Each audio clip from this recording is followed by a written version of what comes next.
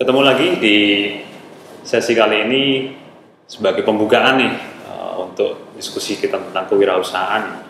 Bersama saya sudah ada Pak Boyke dan kita akan mendiskusikan beberapa pertanyaan mendasar yang itu mungkin semua orang udah tahu ya, tapi mungkin kita perlu bedah lagi apa sih arti di belakang itu. Yang pertama saya pikir yang perlu kita klarifikasi nih ya, di media sekarang semua bicara untuk menjadi seorang entrepreneur gitu kan. Tapi yang jadi pertanyaan adalah gimana sih kita membedakan antara yang entrepreneur dan yang bukan entrepreneur? Apakah semua orang bisa jadi entrepreneur? Gimana Pak Boyke? Oke.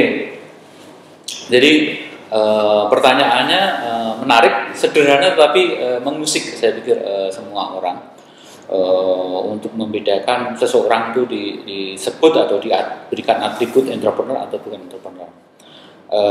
Apakah itu dibedakan berdasarkan uang yang bermiliar-miliar yang dimiliki, kekayaan gitu, ataukah karena ketenaran, terkenal mungkin dengan followers yang banyak, ataukah mungkin berkait dengan berlimpahnya aset, mobil, rumah, dan tanah mungkin, ataukah kalau lihat dari seberapa dia bisa mengeksplor dunia, mungkin hobi keliling dunia dan seterusnya. Nah, banyak miskonsepsi sebenarnya ketika menjelaskan entrepreneur diberikan atribut seperti yang tadi saya sampaikan, orang yang kaya, orang yang hobi keliling dunia, orang yang punya aset yang berlimpah. Bahkan kemudian ada miskonsepsi terkait dengan entrepreneur itu adalah ras tertentu, suku yang tertentu. Nah, ini berbahaya karena kalau kemudian kita mendefinisikan entrepreneur adalah orang yang kaya, maka kemudian kita akan mendiscourage orang yang tidak kaya, gitu. Atau kemudian orang berpikir yang penting kaya, tidak peduli caranya, gitu. Nah, entrepreneur sebenarnya tidak berdiskusi aspek-aspek tadi, tidak berdiskusi aspek yang berkait dengan kebendaan, dengan kepemilikan aset, dengan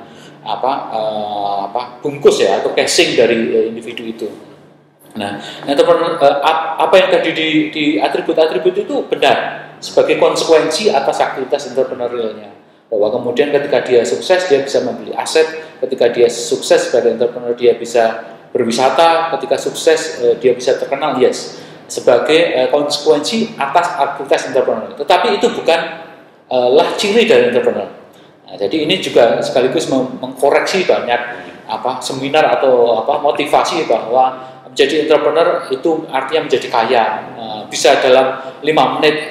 Saya pikir itu menyesatkan karena entrepreneur itu butuh perjalanan, butuh perjuangan. Nah, nanti kita bisa melihat tuh kalau memang hal-hal yang tadi saya sebutkan itu sebenarnya bukan merupakan ciri dari entrepreneur, apa kemudian ciri entrepreneurnya yang membedakan seseorang dengan orang lain. Menarik Pak Boyke. Jadi yang kita lihat kan selama ini berarti hanya efeknya aja ya, bahwa mereka itu katakan kaya, mereka itu jalan-jalan, mereka itu banyak uang, itu sebagai tip of the iceberg aja, gitu kan. Ada proses di baliknya yang menjadi definisi diri entrepreneur itu ya.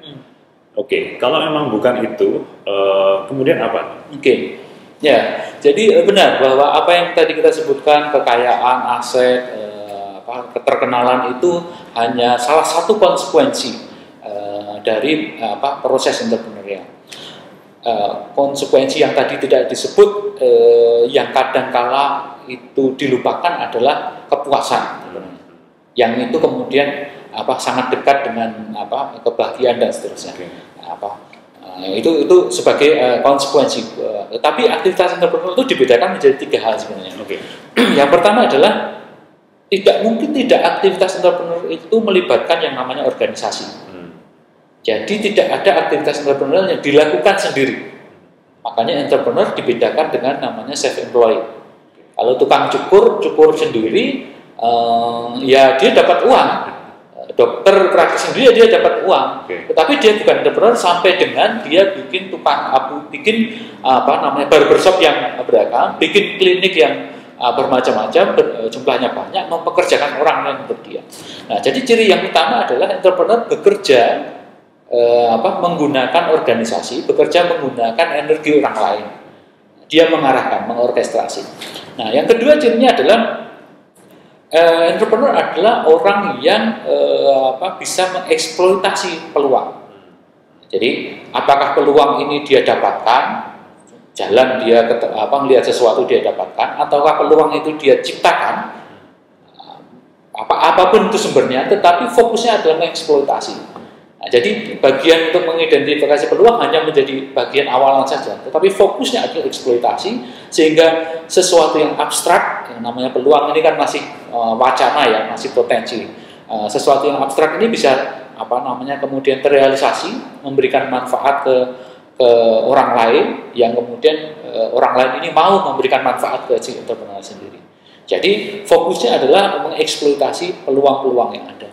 Nah, yang ketiga adalah entrepreneur itu fokus untuk memaksimalkan pertumbuhan.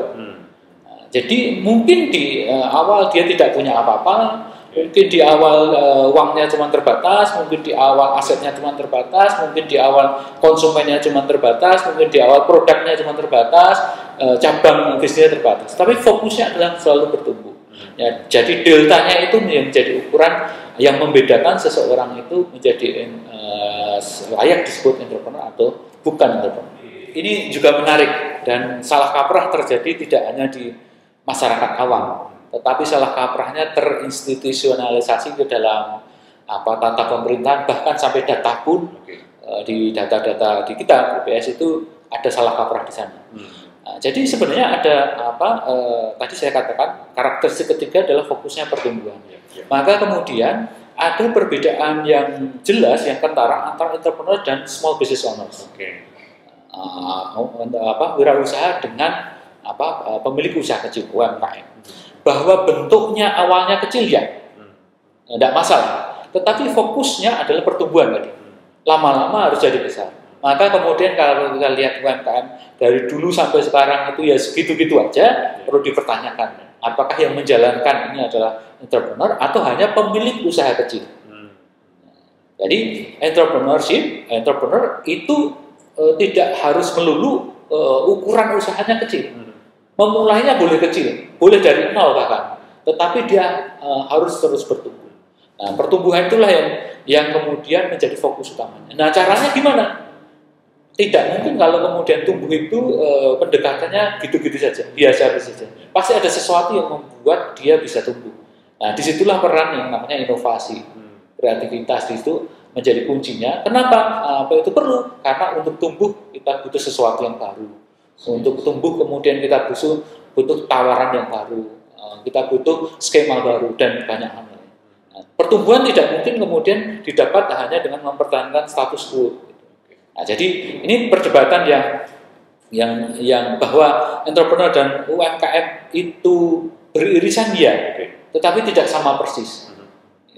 Memulainya boleh dari kecil, tapi fokusnya selalu akan terus tumbuh. Maka kemudian kalau kita bicara UMKM, fokus ke entrepreneur, maka fokus kegiatannya adalah bagaimana UMKM ini naik kelas.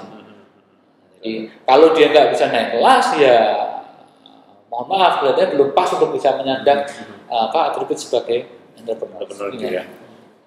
Itu juga diskursus yang biasa digunakan bahwa kita naik kelas gitu kan, kemudian ke jenjang berikutnya. Meskipun juga perlu dipahami mereka tidak semuanya punya keinginan untuk berkembang gitu ya. Mungkin pada satu titik tertentu mereka sudah ya udah segini aja deh gitu kan. Jadi ini kemudian bisa jadi diskusi juga mengenai apakah mereka itu terjun di dunia entrepreneurship atau menjadi seorang entrepreneur karena kebutuhan atau karena opportunity gitu kan.